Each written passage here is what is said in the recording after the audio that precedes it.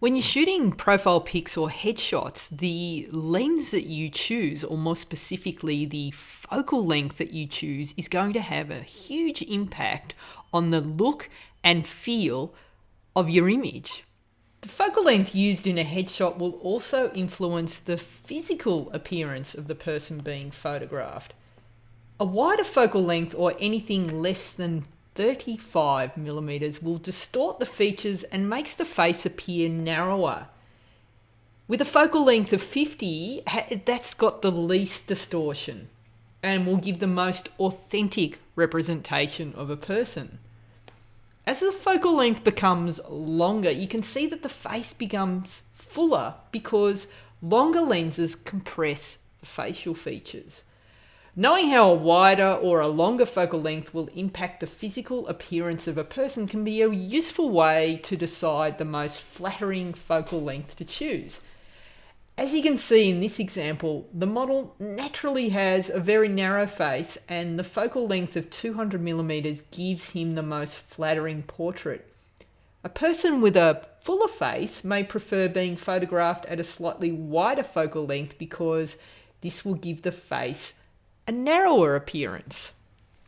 Another important factor to consider when you're choosing your focal length is your angle of view, or how much of the background is going to be important to your portrait. So if we take this image here and I'm shooting back into the room, using a wider lens, say a focal length of 24, means that I can get the entire room in the shot behind my model.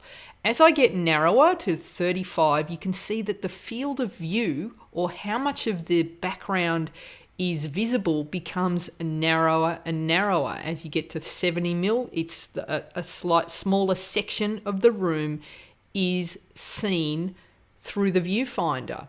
Now, this is important because when you're scouting locations, knowing what your field of view is will determine what background you can use for your images. So you can see here in this room set, as I've got my model set up here, you can see how the angle of view changes as I'm zooming in. So at 35, I'm losing the sides of the image. As I zoom in to 50, even less of the background is visible. At 105, I'm just seeing like a smaller section of the room.